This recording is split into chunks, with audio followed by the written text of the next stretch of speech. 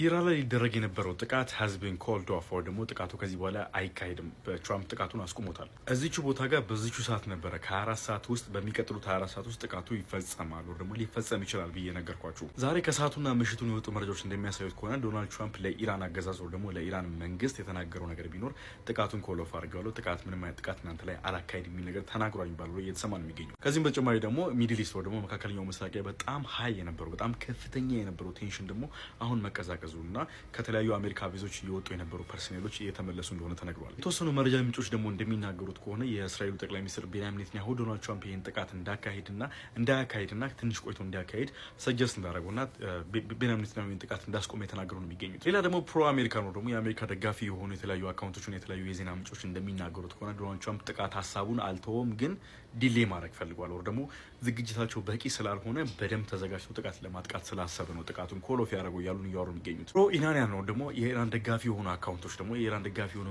እንትኖች መረጃ ምንጮች ደግሞ የኢራንን ሬዲነስ ነው የኢራንን ዝግጅት ፈርቶ ነው ትራምፕ ከዚህ ጥቃት ያፈገፈገው ብለዋል። ከሺዎች በላይ የሚቆጠሩ ባሊስቲክ ሚሳይሎችን ኢራን ማዘጋጀቷና ይህ ጥቃት የሚካሄድ ከሆነ እስራኤልና የተለያዩ በመካከለኛው ምስራቅ የሚገኙ የአሜሪካ ቤዞች እንደሚመቱ ኢራን ስላስጠነቀቀች ነው አሜሪካ ባኮፍ ያደረገችው ነው አሜሪካ የሸሸችው ብለዋል። ለእናንተ የትኛው ነው የሚያሳምናቸው? የትኛው ሪዝን ነው የሚያሳምናቸው? አሁን ከጠቀስኩላችሁ ከሶስቱ ሪዝን የትኛው ነው ሊያሳምናችሁ የሚችለው?